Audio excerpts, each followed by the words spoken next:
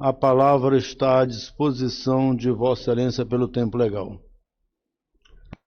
Obrigado, Excelência.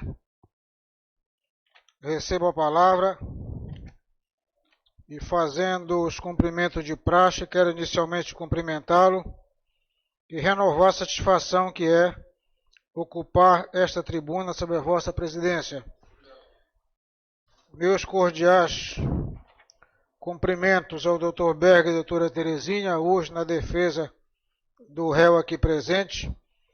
É sempre uma honra ter pessoas com os princípios da didática, do respeito, da ética na tribuna adversa.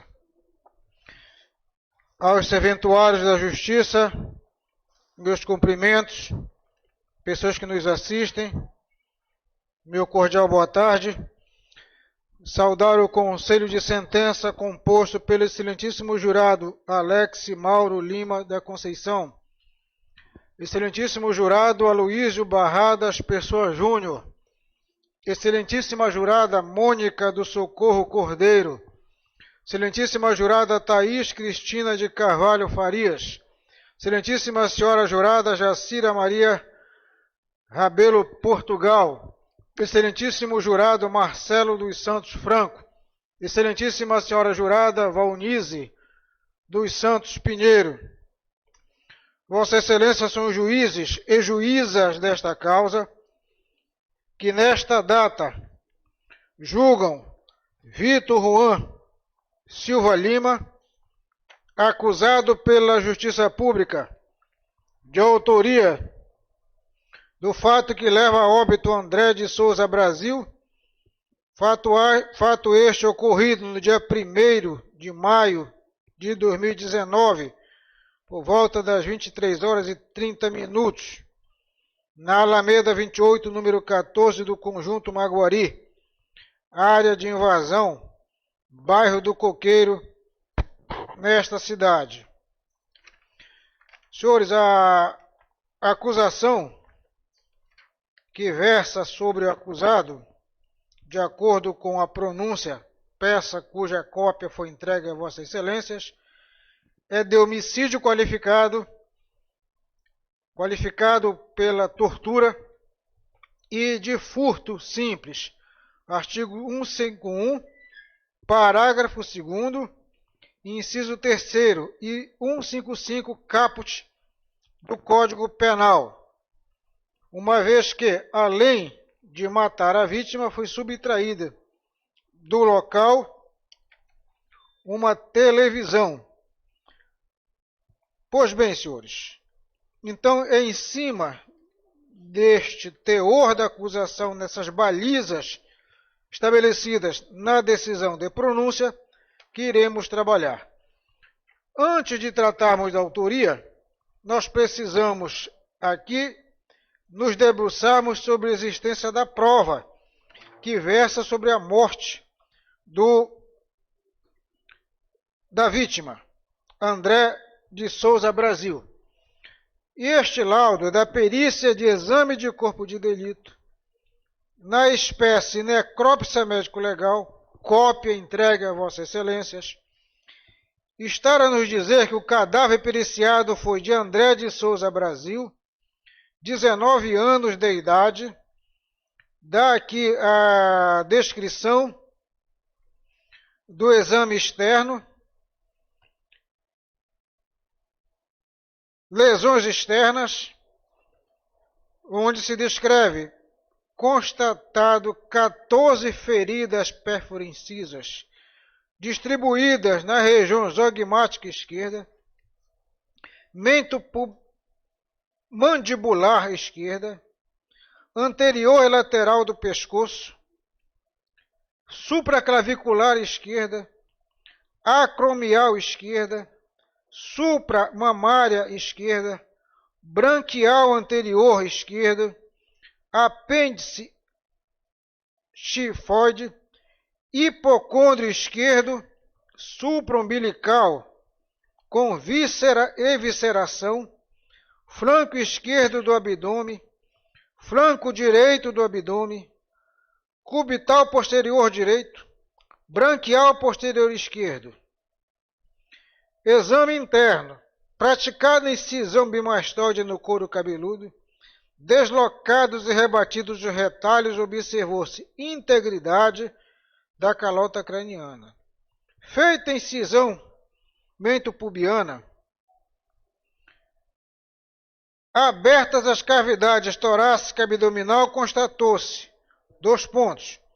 No pescoço, evidenciamos lesão e secção da artéria carótida esquerda e da veia jugular esquerda. Grande volume de sangue nas cavidades torácicas, com lesão pulmonares e da artéria pulmonar esquerda. Na cavidade abdominal encontramos múltiplas perfurações em mesentérios e alças jejunais e intestino grosso. Discussão.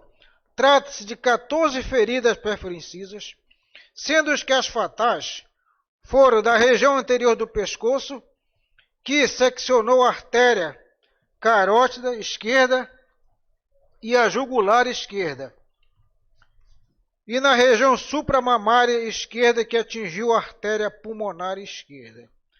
O óbito ocorreu por hemorragia interna e externa. E aí vieram exames complementares como de alcoolemia e pesquisa para substâncias entorpecentes. E não foram detectadas substâncias referidas no material biológico assinado perito Cádijas Deise Câmara Borges. Respondendo aos quesitos de lei, qual a causa da morte do examinando? Hemorragia interna e externa, devido a ferida perfuro-incisas da artéria carótida e veia jugular esquerda e da artéria pulmonar esquerda. Qual instrumento, ação ou meio que produziu? Ação pérfuro cortante. Característica de faca, que você tem o instrumento perfurante, o instrumento cortante e o instrumento pérfuro cortante. Está aí a faca que perfura e corta. Uma navalha não tem ponta, ela só faz cortar. Portanto, ela é cortante. Uma lâmina, uma gilete, ela é cortante. Um punhal, ele é perfurante. Não tem capacidade de cortar. Então, quando o perito está a te dizer qual instrumento, ação ou meio que produziu, ação pérfuro cortante. Faca. Ok? Pois bem, em complemento a este laudo, eu quero que ligue aqui o monitor para exibirmos o laudo da perícia de levantamento de local, que foi realizada, onde vai ser possível, Vossas Excelências, terem uma dimensão do que efetivamente ali ocorreu.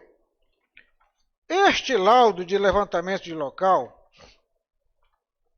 ele é instruído com fotografias, que é o que interessa mostrar aqui a Vossas Excelências. Na dinâmica está o perito a dizer que, diante do que se pode ainda analisar, na cena e na análise das lesões presentes no cadáver, podemos inferir que possivelmente no interior do imóvel em questão, sobre o sofá, da cor vermelha, a vítima foi alvejada por golpes desferidos por instrumento vulnerante, tipo pérfuro cortante, atingindo nas regiões da face, pescoço, tronco e dos membros superiores, permanecendo a vítima ali mesmo sobre o referido sofá. Diante do exposto, conclui que, de acordo com as características verificadas na cena do crime e nas lesões do corpo do cadáver, podemos concluir que André Souza Brasil foi vítima de morte violenta, perpetrada pela ação de instrumento vulnerante do tipo pérfuro cortante. Conseguiu ligar?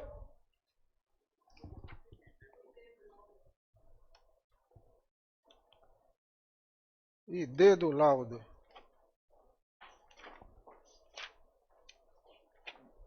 Não tenho anotado aqui, não.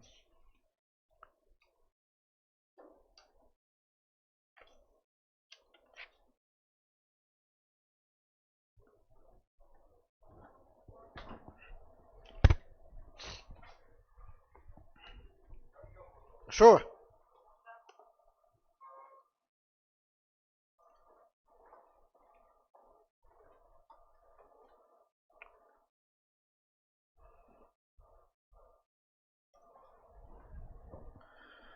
Quero só que levante, vamos lá para as fotografias.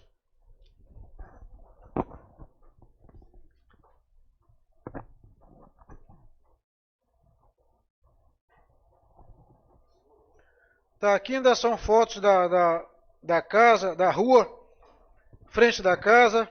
Pode levantando.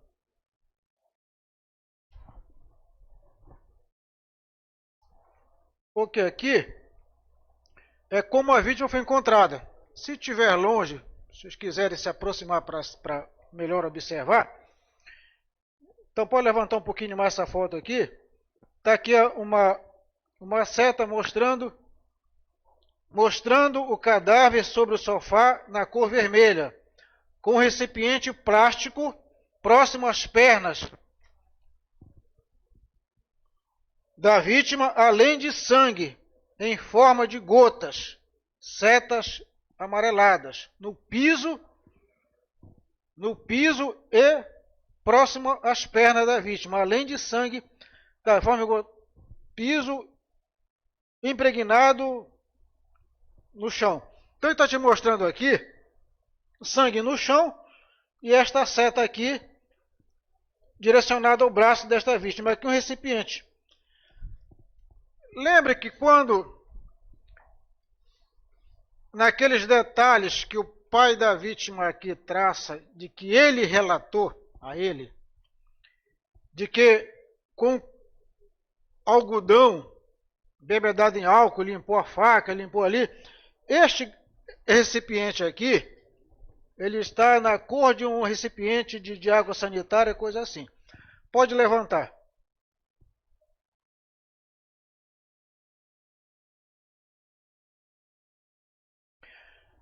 Lesão no braço, lesão já no pescoço, pode levantando.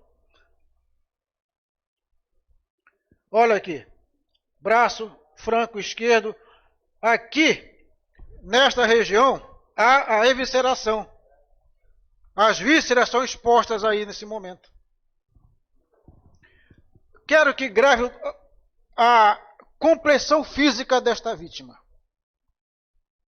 Fixe na memória a compressão física desta vítima.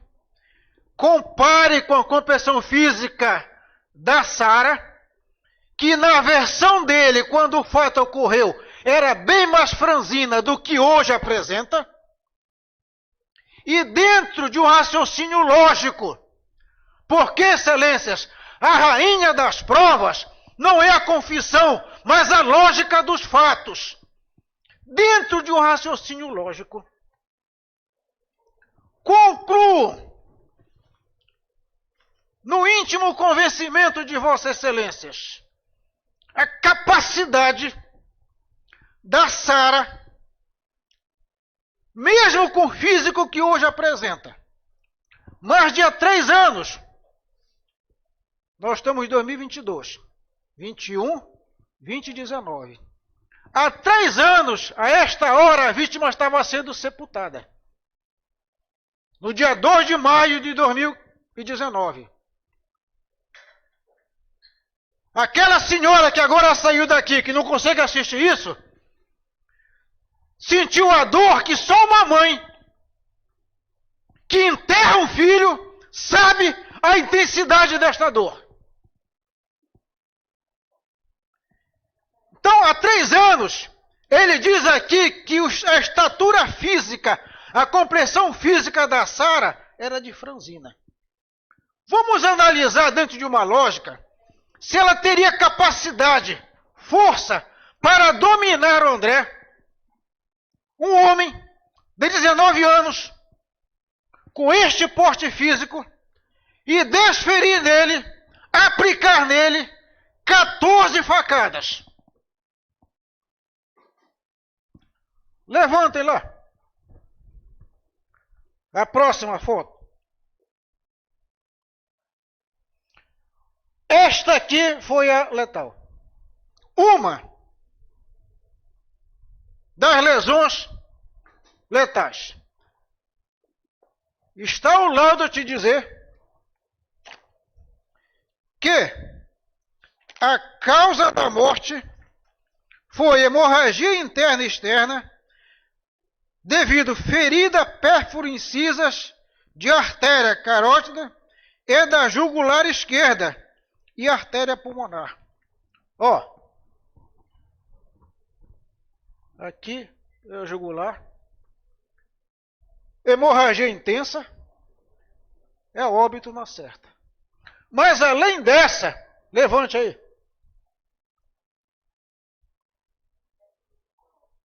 Levante a evisceração aí.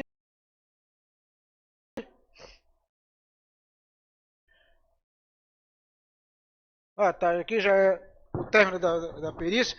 Mas, enfim, teve uma outra que atinge o pulmão. E que também causa a morte. Tá? Então, aí está, senhores, uma prova de que esta vítima, André Souza Brasil, morre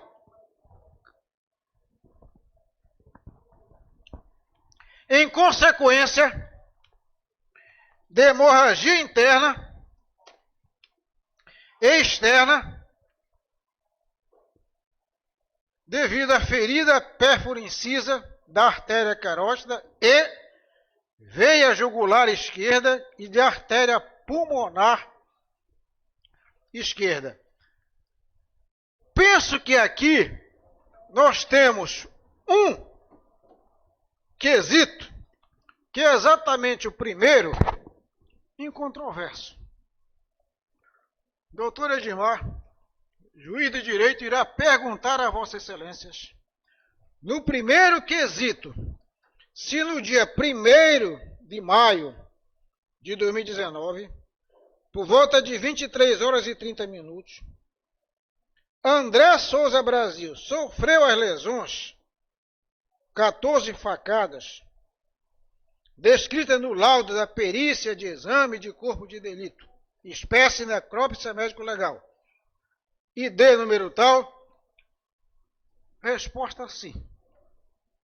Vossa Excelência não afirmando que a vítima morreu em consequência de lesão por instrumento pérfuro cortante de pescoço e artéria pulmonar. Pois bem, a partir deste ponto, e uma vez provada que estamos diante de uma morte violenta, que não se trata aqui de morte natural, o passo seguinte dentro do processo é chegar à autoria. E aí, duas versões se apresentam aqui.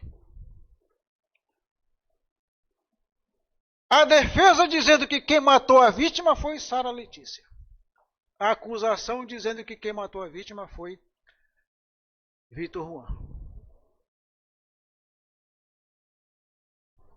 E o que é que se tem? Quem estava presente no local? Quando a família chega, a mãe e o padrasto de André, está só ele em óbito dentro da casa. A televisão havia sido levada do local. Sara Letícia não está em casa. A polícia começa a investigar e Sara é chamada, é levada à delegacia para prestar informações. E ela assume esta autoria. Ela vai à data, assume a autoria. Isso gera um processo contra ela na vara da infância e juventude. Mesmo procedimento que aqui tivemos, teve lá. Ele foi depor. As testemunhas que ele trouxe aqui foram lá depor. A mãe da Sara foi depor. O pai da Sara foi depor. A Sara prestou depoimento lá perante a juíza. E a sentença, cá está.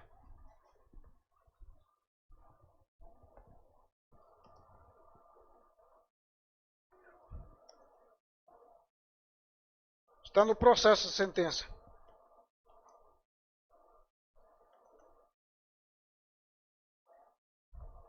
Consegue colocar aí?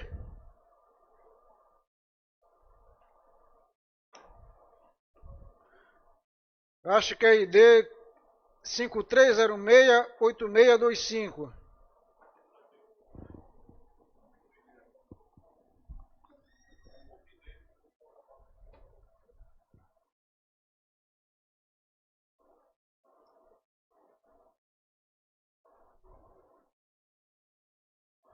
Doutora Daniele de Cássia Silveira, juíza de direito, da Vara de Infância e Juventude.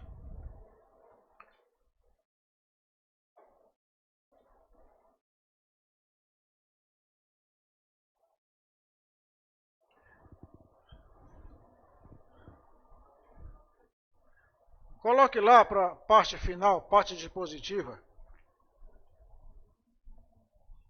Vai levantando devagar aí. Vai devagar, subindo aí.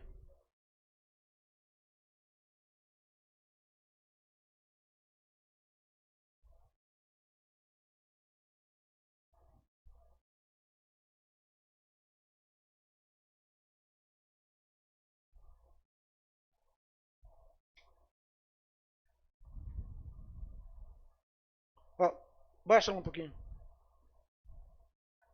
Ó, tá, só é o relatório ainda. Tá, pode subir.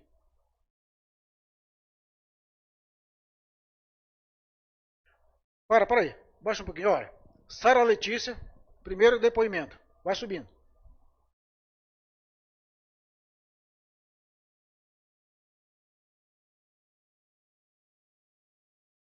Vitor Juan, depoimento dele lá.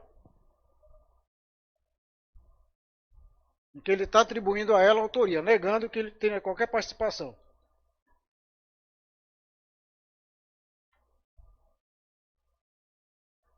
Ana Beatriz Carvalho Farias, outra testemunha aqui depois, vai subindo.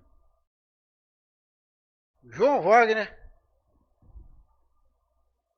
Luciléia Coutinho, a mãe da Sara.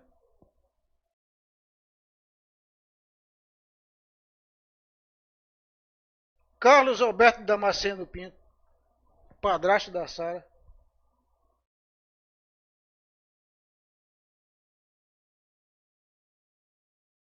Luana Nazaré, aquele que estava trabalhando com ela. Vai subindo.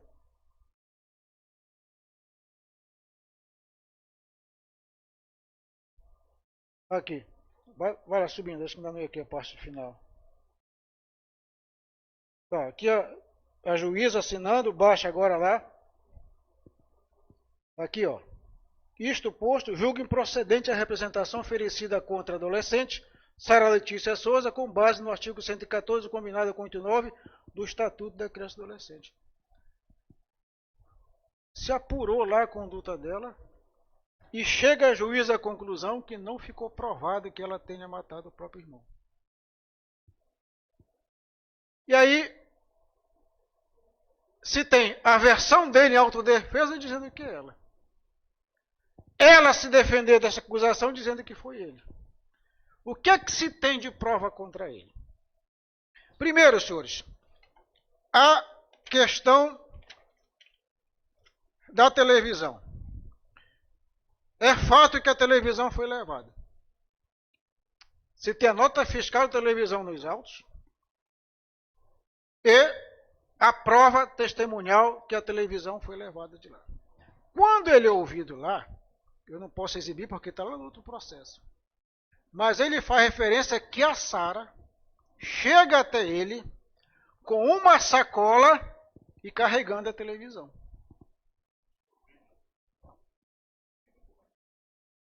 Tem, vamos já colocar aí. Vamos colocar. A televisão.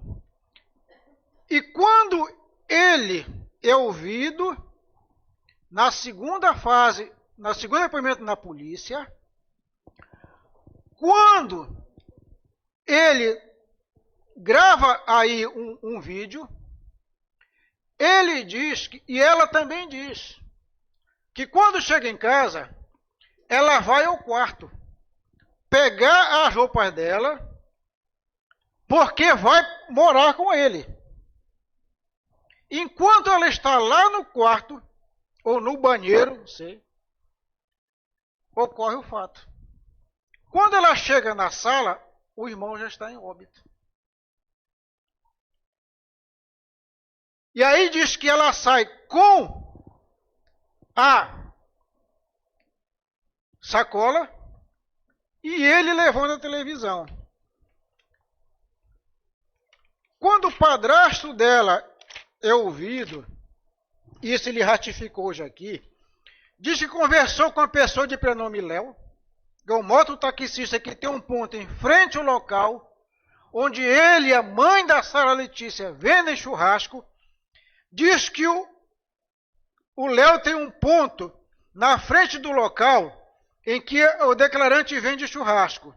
Disse que na noite do crime estava entregando o lanche e passou pela frente da casa do declarante após meia-noite, tendo visto apenas Sara e Juan na frente da casa, sendo que Sara estava com uma sacola de roupas e Juan estava com uma televisão, tendo ambos ido a pé para o rumo do Tenoné. Coloque aquele ID 4797 6313 às 23 horas e 55 minutos. Que é exatamente as imagens de uma câmera de segurança próximo ao local. 23 horas, tá, deixa rodar aí.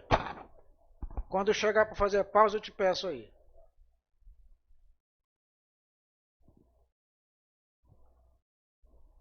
Não dá para identificar quem é, mas é uma mulher e um homem, ela com a sacola e ele com a televisão. O que não bate com aquela versão de que ela chega lá com a televisão, até porque seria impossível ela carregar só ela uma televisão.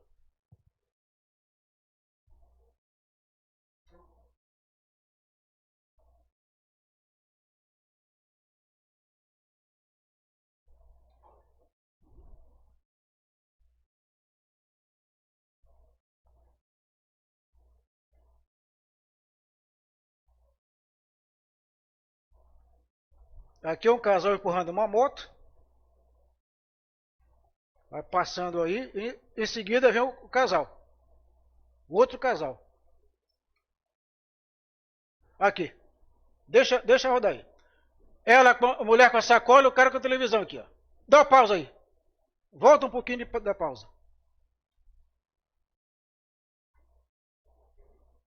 Para poder parar, fazer a pausa onde aparece essa imagem bem aqui, no canto que ela está com um pouco mais de nitidez.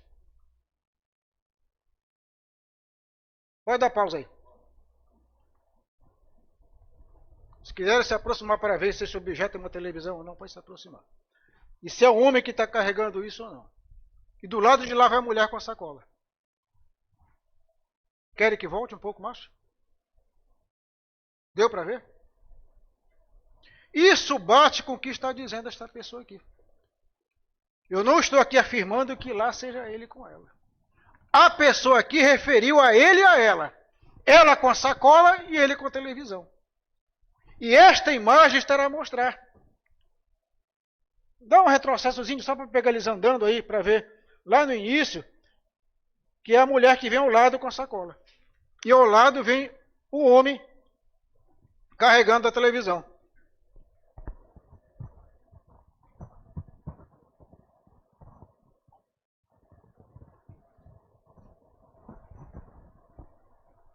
Deixa eu ver se daqui eu consigo ver direito. Aí, ó. Ela do lado de lá e ele daqui.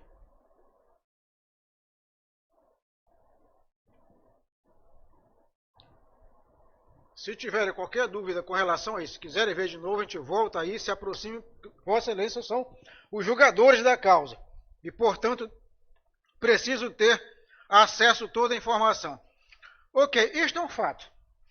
Ele estará a dizer que foi ameaçado pelo pai de Sara Letícia. No sentido de ir à delegacia e prestar aquele segundo depoimento, em que ele assume a autoria e dá os detalhes de tudo como aconteceu. Que seria impossível Paulo Ronaldo colocar palavras na boca dele para dizer como foi a dinâmica, como aconteceu tudo, já que ele lá não estava. Então, a única pessoa que poderia dar os detalhes de como o fato ocorreu é o próprio Vitor Juan. Vamos olhar naquela mídia em que, em que ele faz uma declaração. Tem um vídeo aí. Eu quero que eu tenha colocado. Em que ele diz que recebeu R$300 para fazer isso.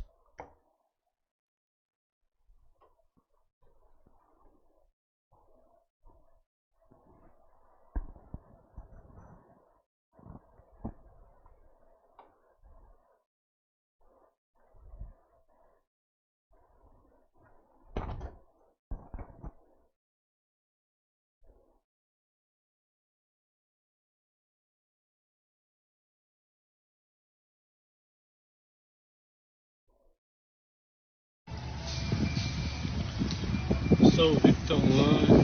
Vou pedir para gravar esse vídeo para relatar o que aconteceu no último dia 1º de maio na Alameda 28, no Conjunto Maguari, o assassinato do jovem André, que era inocente, não era para ter acontecido isso com ele.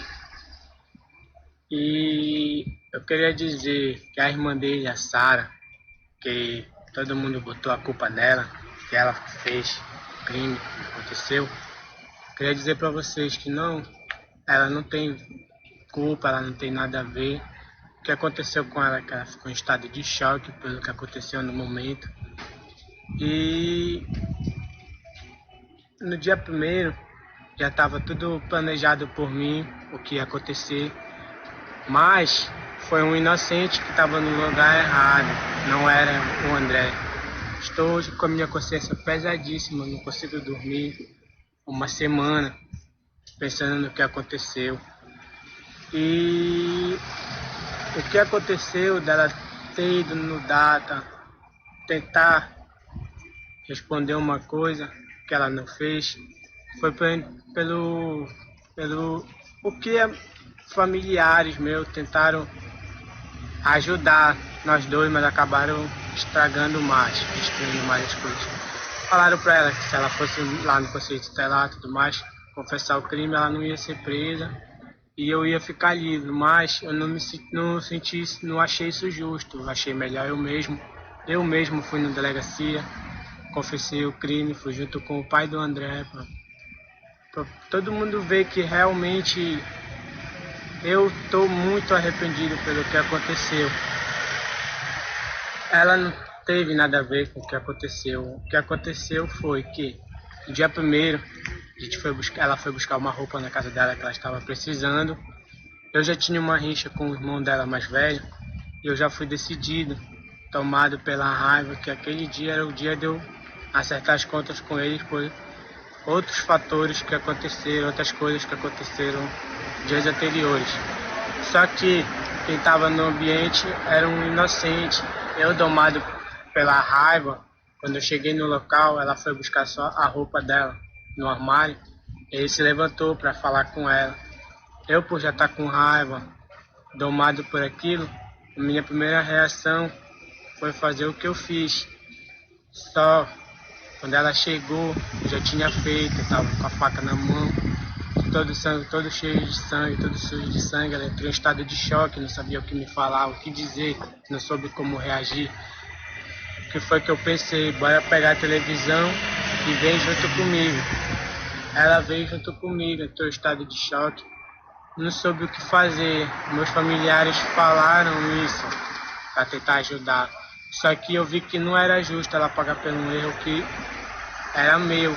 Mais um inocente pagando por um erro meu. Estou aqui dizendo isso, contando o que aconteceu.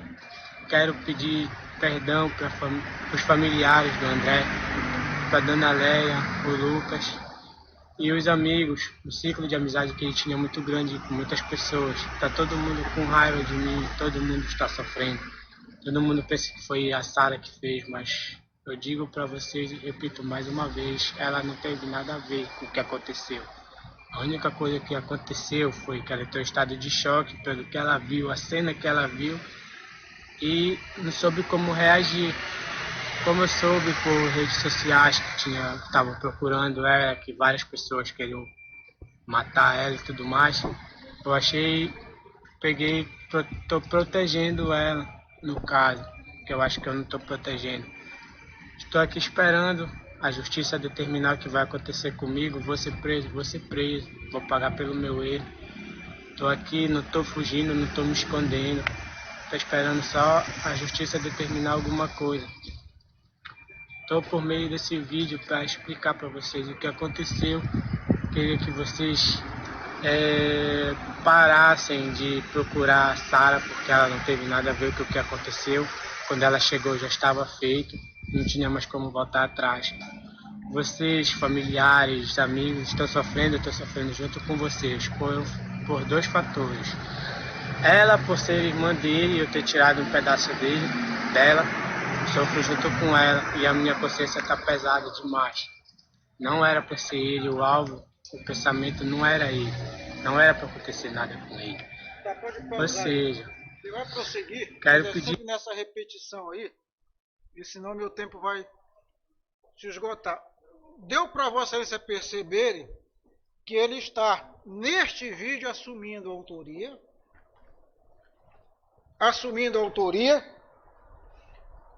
e inocentando Sara Letícia. A partir do momento que ela começa a responder lá, na vara da infância, está em liberdade, e a prisão dele foi decretada neste processo aqui, a coisa começa a mudar. Começa a mudar e a Sara passa a ser assediada. Ela cita que a advogada chegou a ligar para ela e dizer para mudar, para falar, assumir a responsabilidade e inocentar. Há no processo uns prints de conversa em rede social, em que alguém liga para ela, vejam bem, liga para ela, aliás, faz a conexão com ela e passa a fazer perguntas, no sentido de que você faz a pergunta já sabendo qual é a resposta que você quer. Aí ela vai respondendo, dizendo que gosta dele, que quer proteger ele, que tenha consciência de que lá a coisa é mais leve. Porque aqui, uma condenação por homicídio qualificado, a pena mínima é de 12 anos e a máxima é de 30. Lá o máximo que você vai passar em internação, se é internação, são 2 anos. Lá você faz a cada 6 meses um processo de revisão, passa por um estudo psicossocial, para saber se você está em condições de ser reinserido na sociedade. Então a lei acaba sendo bem benéfica com os atos, com quem pratica ato infracional tipificado como crime, ainda que seja desta gravidade de homicídio. Mas chega um momento que ela também passa a ser acompanhada por uma psicóloga, Ana Lúcia Correia de Souza. Este depoimento, não vou ler agora aqui, que é exatamente uma escuta especializada, aqui submete crianças e adolescentes. A criança principalmente, porque quando ela chega num ambiente estranho, ela fica assustada. Imagina trazer uma criança para um ambiente desse aqui, para um plenário de júri. No ambiente dela, ela vai ficar assustada. E o bloqueio vai ser natural. E isso ocorre com muitos adolescentes. Então, essa escuta especializada consiste em se colocar numa sala, a criança ou o adolescente, juntamente com uma psicóloga, uma pedagoga ou uma assistente social, para conversar, buscar dela a confiança, buscar dela a descontração. E a proporção que você vai conversando, ela vai ganhando confiança, ficando descontraída, ela vai narrando o que acontece sem que você faça perguntas, porque ela está ali no ambiente absolutamente descontraído. Então, ela se submeteu a esta escuta especializada. E quando ela faz a narrativa lá, assumindo a autoria, a psicóloga faz os comentários. É contraditório. Ela não está falando a verdade. E ela conclui aqui, senhores, a psicóloga, é o seguinte: observe-se que há indício de que esse crime foi premeditado. Olha quando ele fala que premeditou. Que tinha desavença com Lucas. Mas quando ele chega lá, Lucas não está. Quem está é o André. Então ela narra que observa-se que há indício de que esse crime foi premeditado, pois, caso ela tivesse agido no ímpeto da emoção, ou seja, naquela história de que ela havia sido abusada sexualmente pelo irmão, que no dia que ela chega em casa, no dia 1º de maio, à noite, ele apalpou ela e sobe nela essa descarga emocional, e ela então pega a faca e os esfaqueia. O que é que ela conclui? Pois caso este tivesse, ou ela tivesse agido no ímpeto da emoção, aquela violenta emoção, descarga emocional, provavelmente usaria a faca que estivesse mais próxima do seu alcance. Haja vista que não foi usada a faca da cozinha. Perguntei à mãe dela, sumiu faca da sua casa? Não! Mas já havia uma outra faca. Então ela diz que havia uma outra faca. E ele diz que usava esta faca no serviço de eletricista. Então ela chega à conclusão que esse depoimento da Sara se autoacusando, ele é contraditório. Que não bate com aquela lógica dos fatos, a rainha das provas da confissão, mas a lógica dos fatos. Primeiro, não a lógica é que ela conseguisse dominar o André com aquele porte físico, dar nele 14 facadas. Não há lógica aqui que ela estivesse ali no calor de uma violenta emoção, de quem passa por abuso, violência sexual, e ela passou,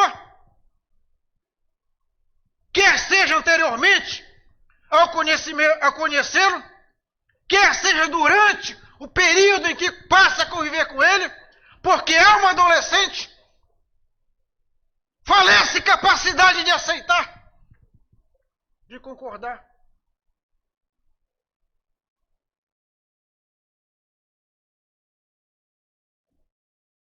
E aí se vai nesta conclusão de que a pessoa que chega e entra lá, mata, foi premeditado.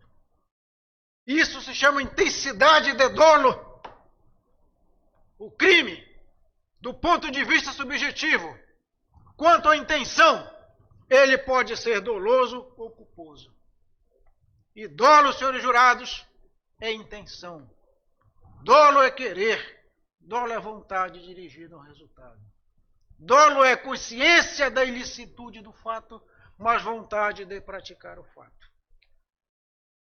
Na culpa, eu quero praticar o fato, mas eu não quero o resultado. Eu não busco o resultado. Eu não assumo o risco de produção do resultado. Eu vou agir por imprudência, por imperícia, por negligência, que são as modalidades de culpa. Então a conclusão que ela chega aqui é de que a pessoa que mata André Souza Brasil agiu com este dolo, premeditou, planejou, foi lá com este objetivo. Porque se ela chega lá simplesmente para pegar a roupa dela, sozinha, é assediada pelo irmão, cujos antecedentes estão neste processo, é antecedente limpo, senhores. Uma pessoa ainda jovem, 19 anos, no limiar da juventude, voltado para trabalho religioso, para a igreja. Não reside nele, ou não residia nele, este perfil, este instinto bestial, perverso.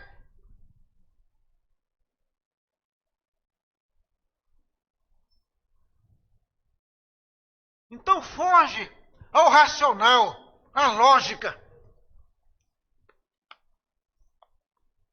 Dela ter feito isso, já de uma forma ali premeditada. Tudo que ela fala aqui, a psicóloga pontua a contradição. A contradição. E aí se tem, senhores, este depoimento, que ele grava este vídeo, que diz que recebeu R$300 para fazer isso.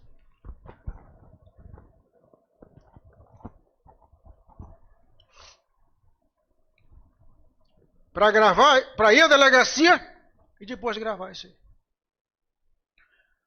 Para assumir uma responsabilidade. Ele está inocentando a Sara e assumindo. Hoje aqui, ele se autodefende, dizendo que não foi ele e atribuindo a ela a responsabilidade. O processo lá chegou à conclusão que ela é inocente. E se está julgando ele hoje aqui para saber se é inocente ou culpado. Culpado ou inocente.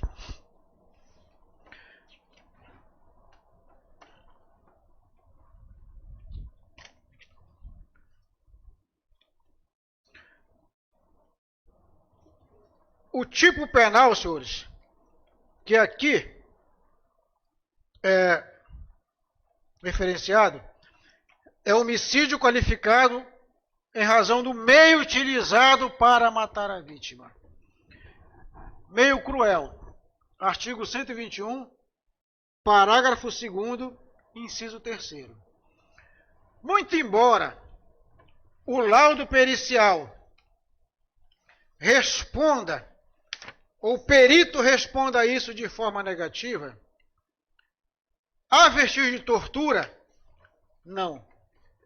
Isso, senhores, é muito subjetivo. mas pela quantidade de facadas que esta vítima recebe. A tortura está caracterizada pelo sofrimento físico intenso e desnecessário imposto a esta vítima.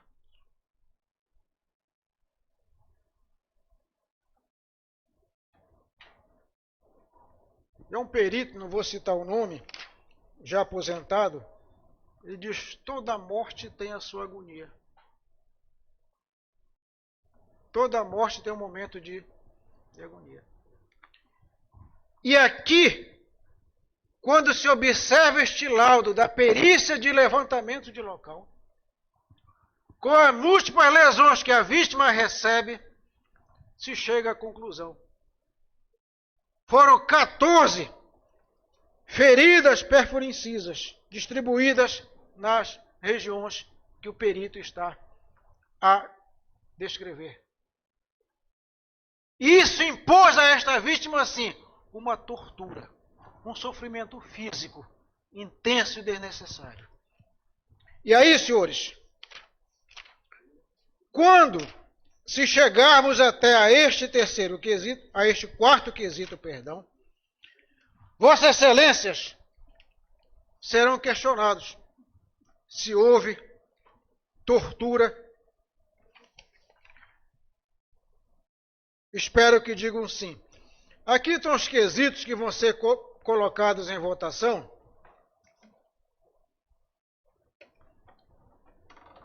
Para Vossas Excelências.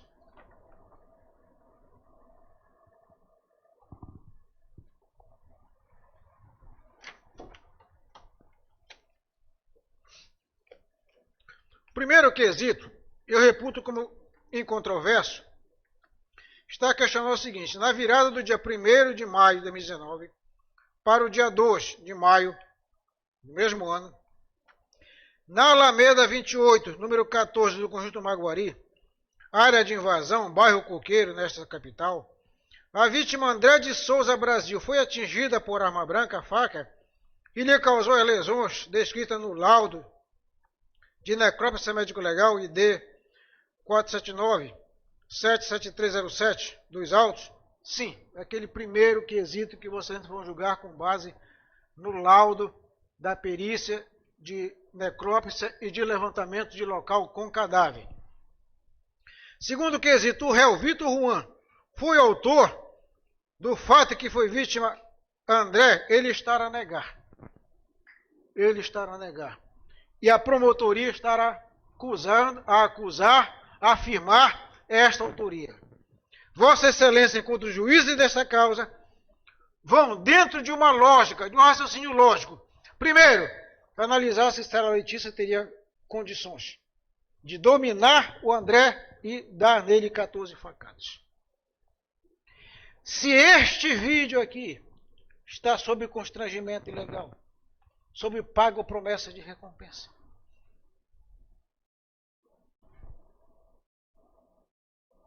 eu peço a Vossa Excelência que digam sim a este quesito. Afirme a autoria. Se Vossa Excelência disserem que não, o julgamento encerra aí. Está dito que ele não foi o autor. Lá na infância disseram que a juíza concluiu que Sara não foi autora. Se aqui este douto conselho de sentença disser não, ele estará absolvido e não se sabe quem ali entrou, matou a vítima e levou a televisão. Dito sim ao segundo quesito, vamos julgar o terceiro quesito. O jurado absolve o réu Vitor Juan Souza Lima.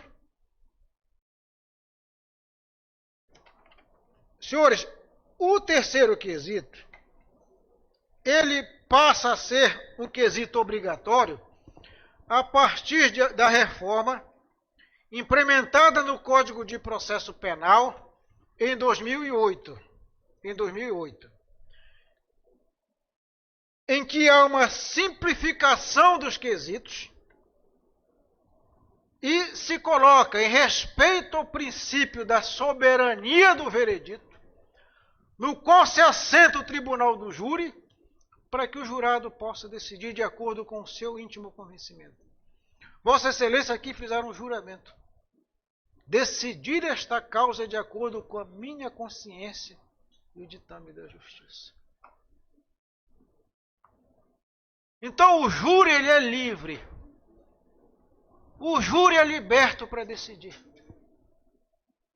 Nas palavras do saudoso jurista Evandro Lins e Silva, o júri está ausente das algemas legais, das peias legais, que Manieto, o juiz togado, ao qual está afeto o dever de fundamentação, de motivação das suas decisões. Enquanto o juiz togado de direito decide pelo princípio do livre convencimento motivado, o júri decide pela íntima convicção,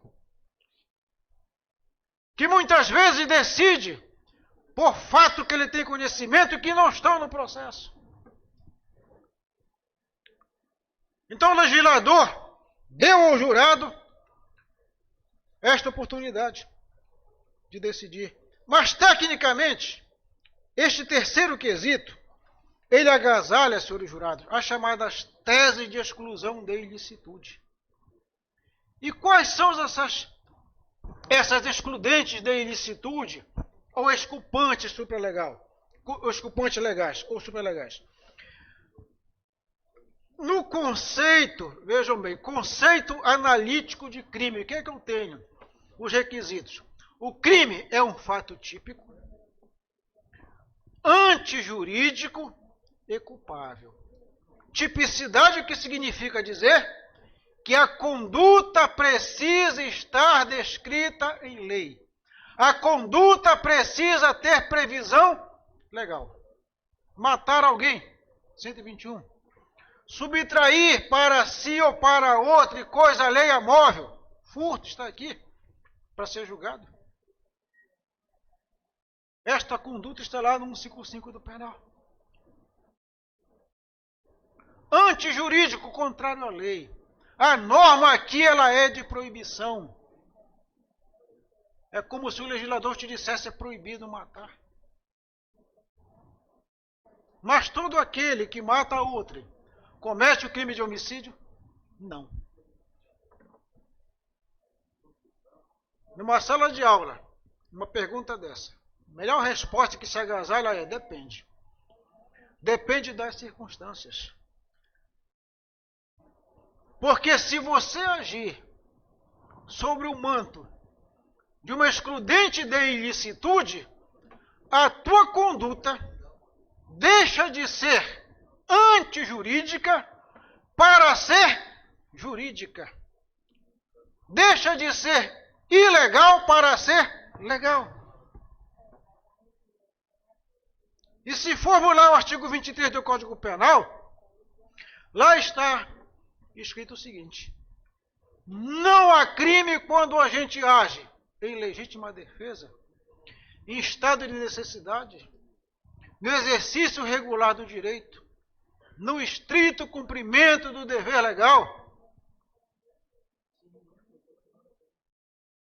Mas para que eu possa me socorrer de uma excludente da ilicitude, tipo legítima defesa, que é mais usada nos crimes dolosos contra a vida, eu tenho o quê? Que assumir a autoria. Eu matei André Souza Brasil, mas matei em legítima defesa. Quando você nega a autoria, fica absolutamente contraditório eu dizer que eu não fui autor e ao mesmo tempo que agi em legítima defesa, por exemplo. Então, quando ele vem com a tese de negativa de autoria, isso vai frear, é uma barreira para que se argue aqui uma tese de exclusão da ilicitude. E se o júri, se Vossa Excelência reconhecerem No segundo quesito, que ele foi o autor, sim, ao segundo quesito, é porque Vossa Excelência valoraram a prova, colocaram na balança, nas duas conchas da balança, essas provas. E viram que ela pendeu para a culpabilidade do réu e, portanto, respondi sim ao segundo quesito, dizendo que a prova aqui apresentada é suficiente para formar o meu convencimento, para que eu possa proferir um veredito condenatório. Por lógica, por coerência, deve responder não ao terceiro quesito. O jurado absolve o réu? Não. Eu não absolvo o réu, porque não há reside aqui excludente de ilicitude nenhuma. Culpabilidade, senhores, reside no dever ético, moral, de o agente se comportar de acordo com o ordenamento jurídico. É a consciência que o agente tem de que aquela sua conduta é contrária à lei. Que aquela sua conduta ela é vedada pelo ordenamento jurídico. Os elementos da culpabilidade, senhores, são a potencial consciência da ilicitude do fato, é você ter capacidade de entender, capacidade de compreender, capacidade de se determinar de acordo com esse entendimento. Então, potencial consciência da ilicitude do fato. O segundo elemento é a imputabilidade. E a capacidade que você tem de receber pena. Aquelas pessoas que sofrem de doença mental, que lhe retiram a capacidade de entender, de compreender, a ela não se aplica a pena. Porque faltou o quesito da culpabilidade para integrar o tipo penal. Os menores de 18 anos, porque a eles não se aplica a pena, se aplica a medida de segurança. Se Sara Letícia tivesse lá na vara da infância, sido responsabilizada pela morte do irmão, a juíza não poderia dizer 20 anos de prisão. Não.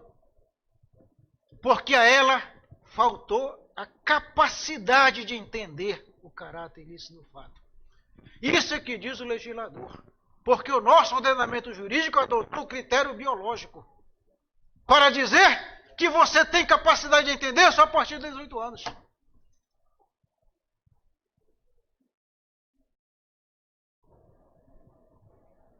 Então, esse elemento imputabilidade está presente, capacidade de receber pena. E o terceiro elemento é a exigibilidade de conduta diversa. Ou seja, você diante da situação que se encontra, ter um leque de opção. São os mundos dos valores que vivemos. E que este mundo de valores vai te dar opção de escolha. O que é que eu quero seguir? Neste mundo de valores, eu sou obrigado a traficar droga, a vender, a entorpecer alguém, incentivar alguém ao uso. Alguém está te coagindo a isso? O contraponto disso se chama-se coação moral irresistível. Situação que você se encontra, em que você não tem outra opção. Sua única saída é aquela. O professor César Roberto Bittencourt,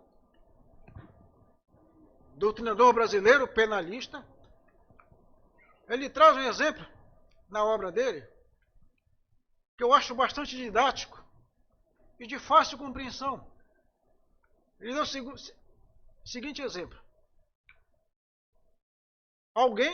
Duas pessoas, vão até a casa do gerente de um banco,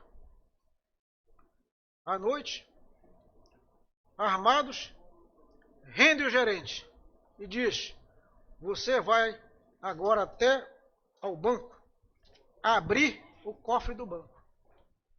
Enquanto isso, meu parceiro vai ficar aqui, com esta arma apontada para a cabeça da tua mulher. Qualquer deslize, ele atira na cabeça dela. O gerente, diante desta coação irresistível, ele vai até o banco, abre o cofre, o cidadão seca o cofre do banco, vai embora. Este gerente comete algum crime? Não. Não, porque a ele não era exigível conduta diversa daquela que ele praticou. Nas circunstâncias do fato, você tem opção. Tu chega lá para atacar o Lucas, com quem tu tinha diferença, já anteriormente em decorrência de um cordão. Lucas não está. Está lá o André, que reclama de Sara Letícia porque passou o dia fora.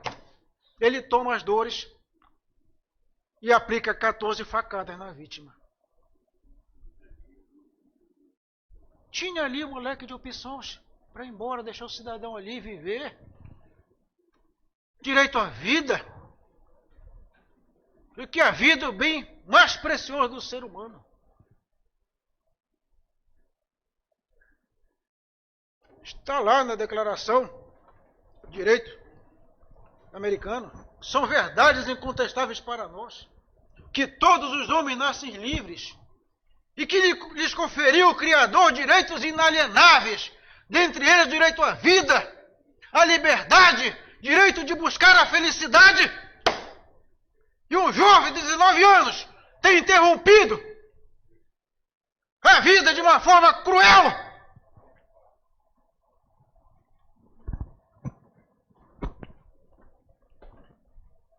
Desnecessária. Se arrependimento há, é tardio. Talvez possa servir de consolo alguém que tenha essa capacidade de perdoar.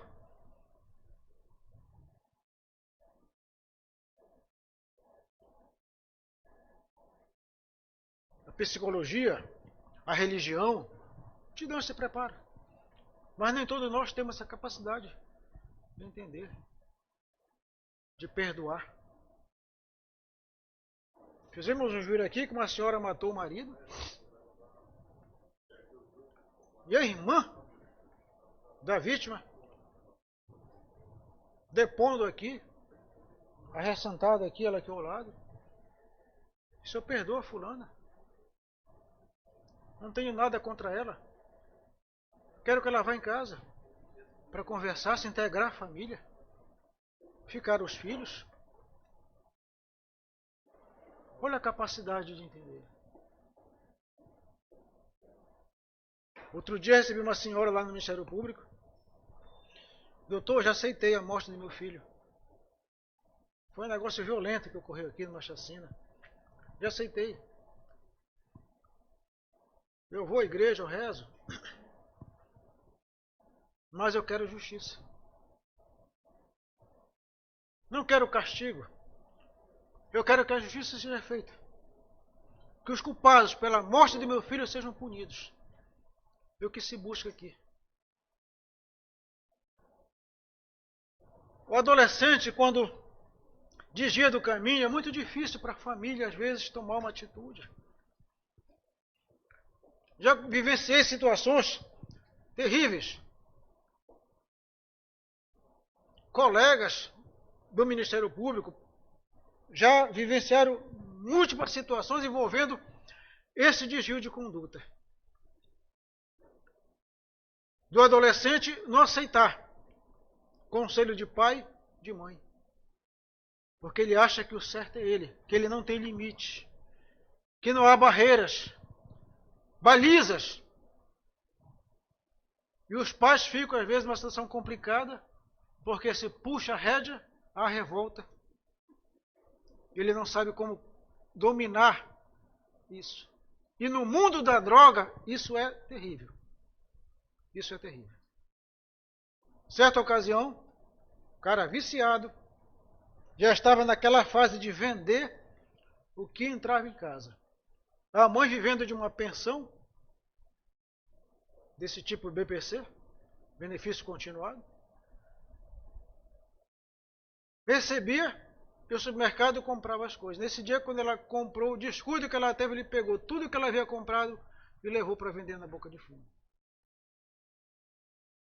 E ele respondia um processo lá na terceira vara onde eu estava trabalhando, e à época, a questão do consumo, ele era encarcerado. Hoje houve o desencarceramento. O legislador entendeu que o viciado, ele é um doente, e que ele precisa ser tratado, e que a cadeia não é o local para se tratar. Então houve o desencarceramento. E o caso lá estava em liberdade, ele.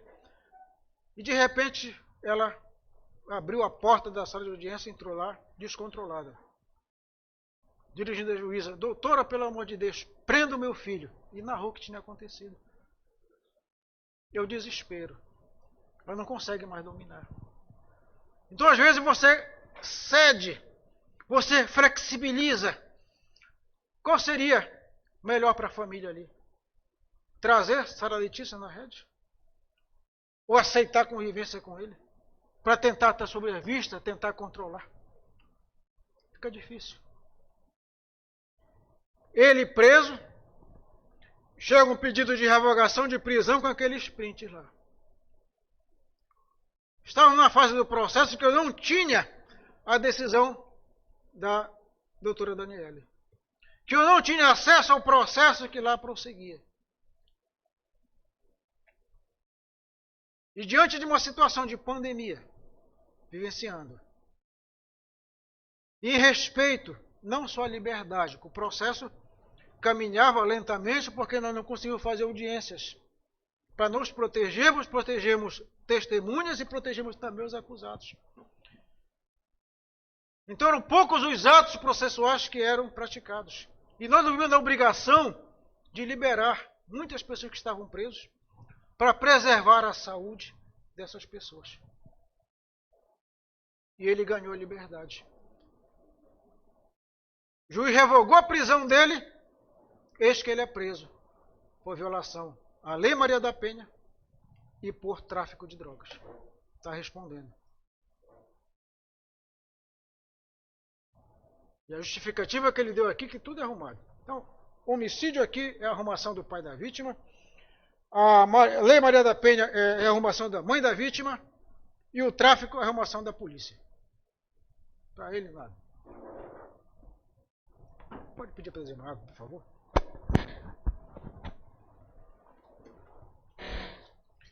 E aí, prosseguindo aqui, senhores, na quesitação,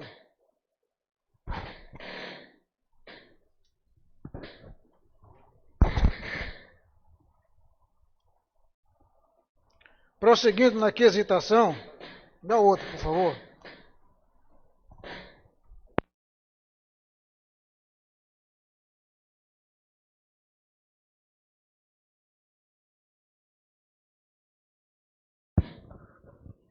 Então, senhores jurados, isso aqui está complementando bem.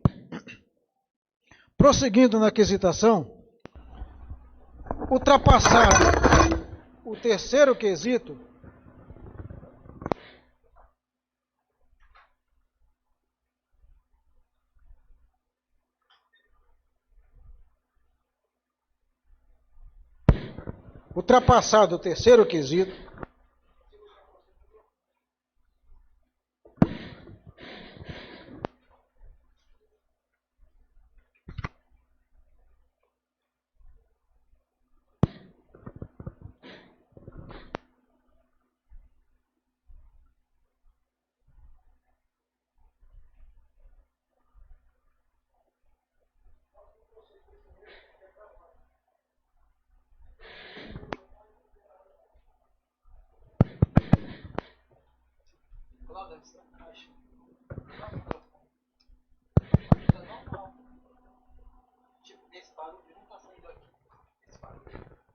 não está tendo aí?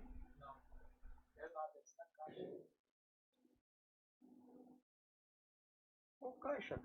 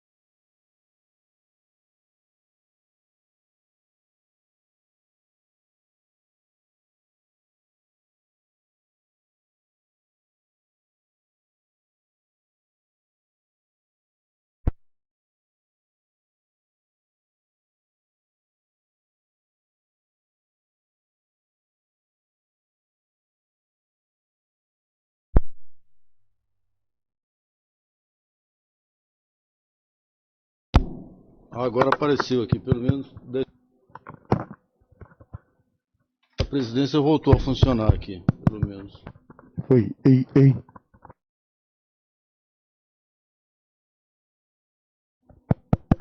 Ei, ei, ei. Oi, oi, ei.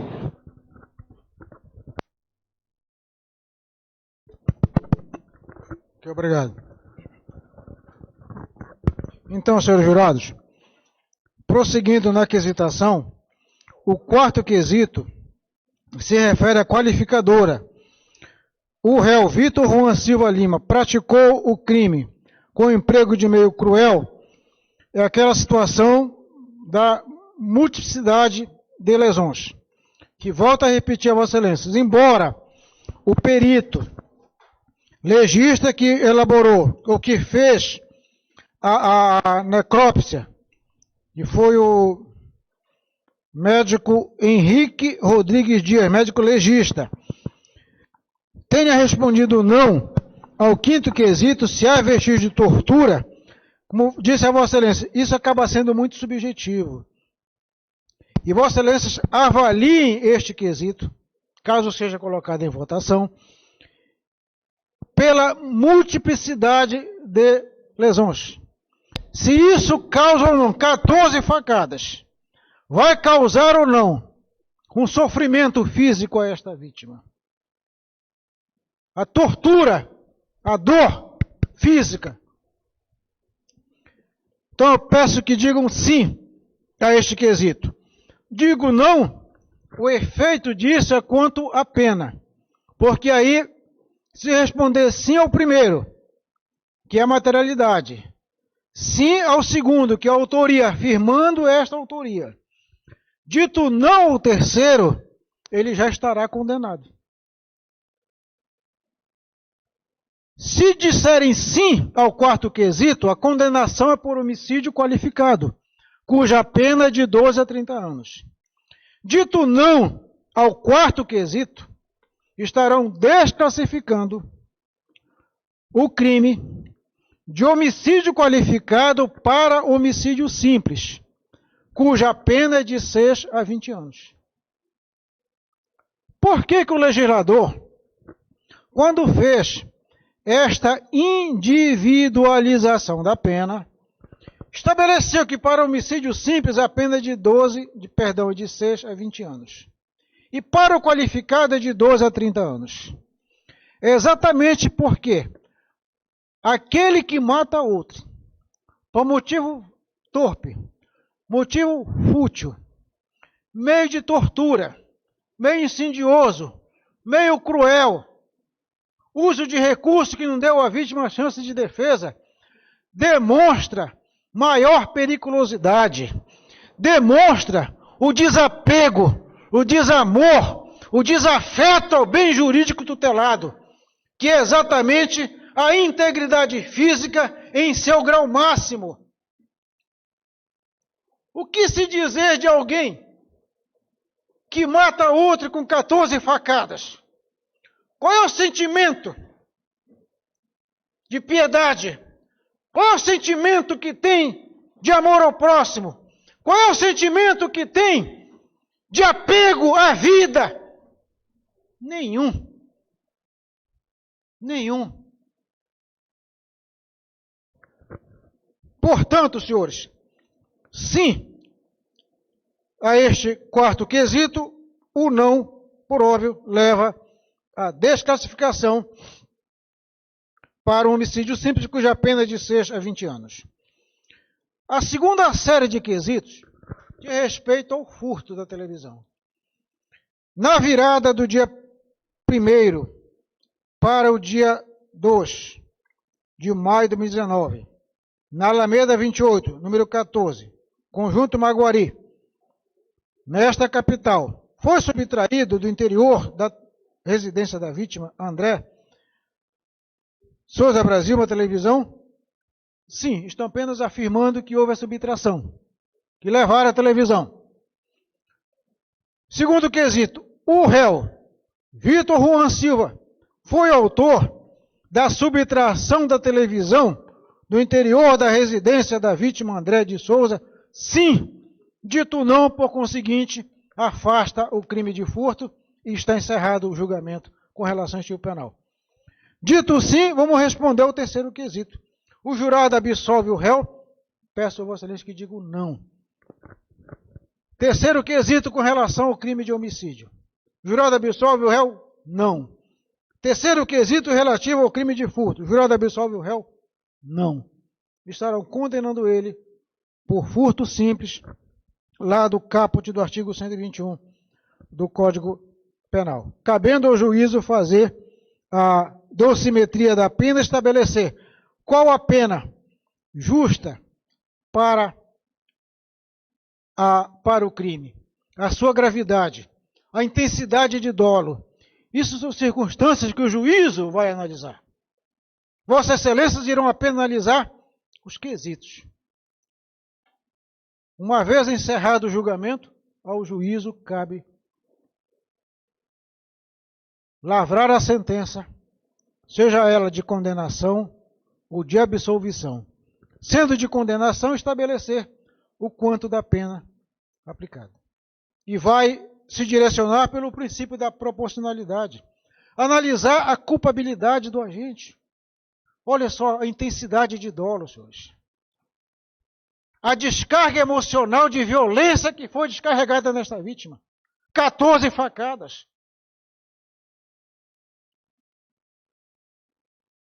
Esta intensidade de dolo, que demonstra essa perversidade do agente, a capacidade plena de delinquir, será analisada pelo juízo. As consequências disso, senhores.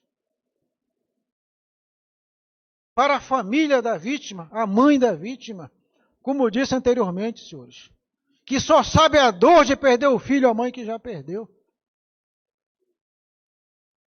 Não queremos nunca passar por isso. Que a lei natural seja cumprida.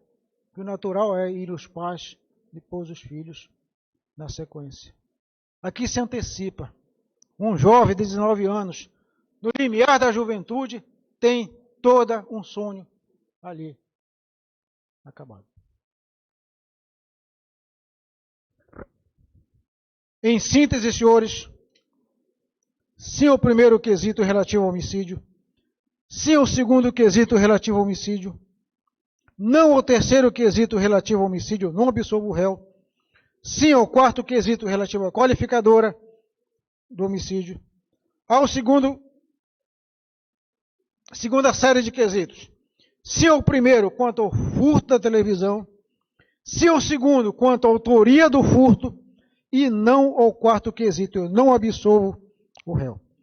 Senhores jurados, se necessário, a réplica retornarei. Do contrário, agradecer a Vossas Excelências pela atenção. Sei que o cansaço nos abate e que após o almoço é muito complicado você fazer uma acusação e ter a devida atenção dos jurados. Porque após o almoço, nós passamos por uma processo chamado alcalose pós-prandial. Guimarães Rosas, que além de escritor era médico, dizia que o animal alimentado, ele adormece. E nós, mamíferos, humanos, após a alimentação, o que é que acontece? Nós estamos com o estômago cheio, a oxigenação fica aliviada no cérebro e desce para o estômago para processar os alimentos. E esta pouca oxigenação nos dá sono. Por isso que poucas pessoas, após o almoço, não conseguem dar um cochilo. Tem cidade do interior que você chega meio-dia até as 2, não consegue comprar uma cibalena que está todo o comércio fechado. Fecha o comércio, almoça e vai tirar a sua cesta. Vai curtir a alcalose pós-prandial. E nós aqui hoje sobrevivemos a isso. Excelência, grato, devo a palavra a Vossa Excelência.